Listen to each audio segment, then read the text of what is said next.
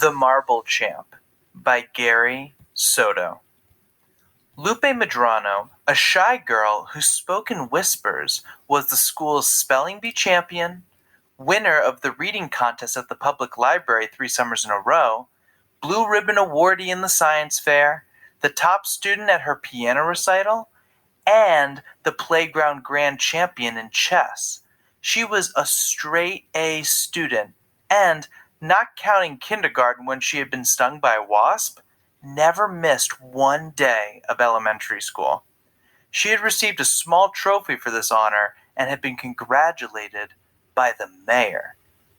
But though Lupe had a razor-sharp mind, she could not make her body, no matter how much she tried, run as fast as the other girls.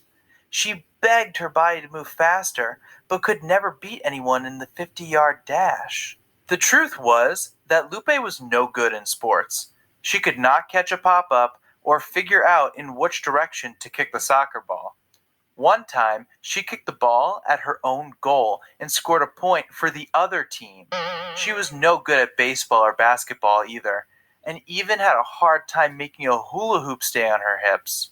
It wasn't until last year, when she was 11 years old, that she learned how to ride a bike, and even then she had to use training wheels.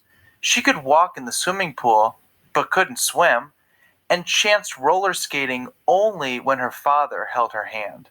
"I'll never be good at sports," she fumed one rainy day as she lay on her bed gazing at the shelf her father had made to hold her awards. "I wish I could win something, anything, even marbles." At the word marbles, she sat up. "That's it! Maybe I could be good at playing marbles." She hopped out of bed and rummaged through the closet until she found a can full of her brother's marbles. She poured the rich glass treasure on her bed and picked 5 of the most beautiful marbles. She smoothed her bedspread and practiced shooting, softly at first so that her aim would be accurate. The marble rolled from her thumb and clicked against the targeted marble. But the target wouldn't budge. She tried again and again. Her aim became accurate, but the power from her thumb made the marble move only an inch or 2. Then she realized that the bedspread was slowing the marbles. She also had to admit that her thumb was weaker than the neck of a newborn chick. She looked out the window. The rain was letting up, but the ground was too muddy to play. She sat cross-legged on the bed, rolling her 5 marbles between the palms. Yes, she thought, I could play marbles, and marbles is a sport. At that moment, she realized that she had only 2 weeks to practice. The playground championship, the same one her brother had entered the previous year, was coming up, and she had a lot to do. To strengthen her wrists, she decided to do 20 push-ups on her fingertips, 5 at a time. 1, 2, 3, she groaned. By the end of the first set, she was breathing hard, and her muscles burned from exhaustion. She did one more set and decided that was enough push-ups for the day. She squeezed a rubber eraser 100 times, hoping it would strengthen her thumb. This seemed to work because the next day, her thumb was sore. She could hardly hold a marble in her hand, let alone send it flying with power. So Lupe rested that day and listened to her brother, who gave her tips on how to shoot. Get low, aim with one eye, and place one knuckle on the ground. "Think eye and thumb, and let it rip," he said. After school the next day, she left her homework in her backpack and practiced 3 hours straight, taking time only to eat a candy bar for energy. With a popsicle stick, she drew an odd-shaped circle and tossed in 4 marbles. She used her shooter, a milky agate with hypnotic swirls, to blast them. Her thumb had become stronger. After practice, she squeezed the eraser for an hour. She ate dinner with her left hand to spare her shooting hand and said nothing to her parents about her dreams of athletic glory. Practice, practice, practice. Squeeze, squeeze, squeeze. Lupe got better and beat her brother and Alfonso, a neighborhood kid who was supposed to be a champ. "Man, she's bad," Alfonso said. She can beat the other girls for sure, I think. The weeks passed quickly. Lupe worked so hard that one day, while she was drying dishes, her mother asked why her thumb was swollen. It's a muscle, Lupe explained. I've been practicing for the marbles championship. You, honey? Her mother knew Lupe was no good at sports. Yeah, I beat Alfonso and he's pretty good.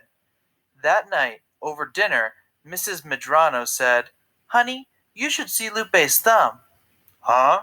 Mr. Medrano said, wiping his mouth and looking at his daughter. Show your father. Do I have to? An embarrassed Lupe asked. Go on, show your father. Reluctantly, Lupe raised her hand and flexed her thumb. You could see the muscle. The father put down his fork and asked, What happened? Dad, I've been working out. I've been squeezing an eraser. Why? I'm going to enter the marbles championship. Her father looked at her mother and then back at his daughter. When is it, honey? This Saturday. Can you come? The father had been planning to play racquetball with a friend Saturday, but he said he would be there. He knew his daughter thought she was no good at sports, and he wanted to encourage her. He even rigged some lights in the backyard so she could practice after dark. He squatted with one knee on the ground, entranced by the sight of his daughter easily beating her brother. The day of the championship began with a cold, blustery sky. The sun was a silvery light behind slate clouds. I hope it clears up, her father said, rubbing his hands together as he returned from getting the newspaper. They ate breakfast, paced nervously around the house waiting for 10 o'clock to arrive, and walked the 2 blocks to the playground, though Mr. Medrano wanted to drive so Lupe wouldn't get tired.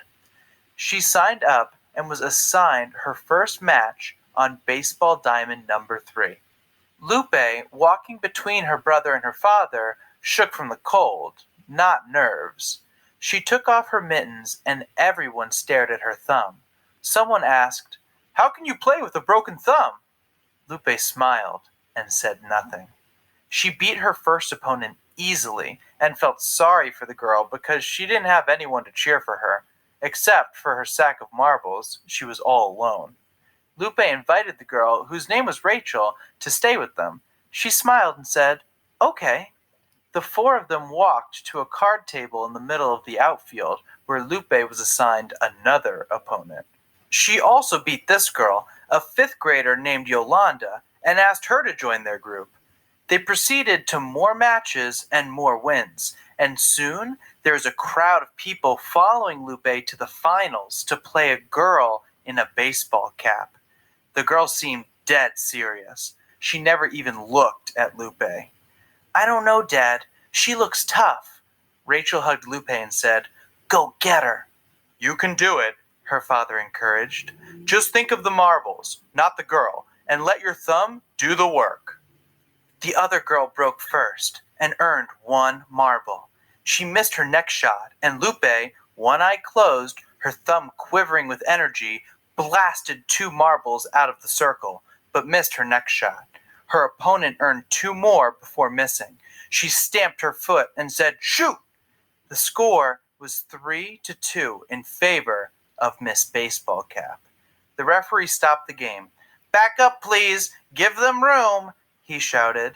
Onlookers had gathered too tightly around the players. Lupe then earned 3 marbles and was set to get her 4th when a gust of wind blew dust in her eyes and she missed badly.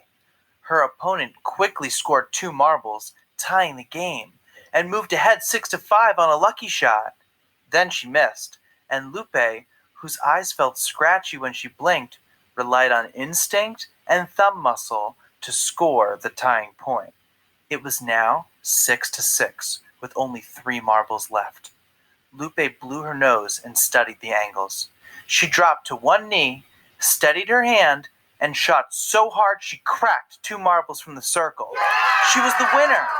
I did it! Lupe said under her breath. She rose from her knees, which hurt from bending all day, and hugged her father. He hugged her back and smiled. Everyone clapped, except Miss Baseball Cap, who made a face and stared at the ground. Lupe told her she was a great player, and they shook hands. A newspaper photographer took pictures of the two girls standing shoulder to shoulder, with Lupe holding the bigger trophy. Lupe then played the winner of the boys' division, and after a poor start, beat him 11-4. She blasted the marbles, shattering one into sparkling slivers of glass. Her opponent looked on glumly as Lupe did what she did best: win. The head referee and the president of the Fresno Marble Association stood with Lupe as she displayed her trophies for the newspaper photographer. Lupe shook hands with everyone, including a dog who had come over to see what the commotion was about. That night, the family went out for pizza and set the two trophies on the table for everyone in the restaurant to see. People came up to congratulate Lupe, and she felt a little embarrassed, but her father said the trophies belonged there. Back home, in the privacy of her bedroom, she placed the trophies on her shelf and was happy. She had always earned honors because of her brains, but winning in sports was a new experience. She thanked her tired thumb. "You did it, Thumb. You made me champion." As its reward, Lupe went into the bathroom, filled the bathroom sink with warm water, and let her thumb swim and splash as it pleased. Then she climbed into bed and drifted into a hard-won sleep.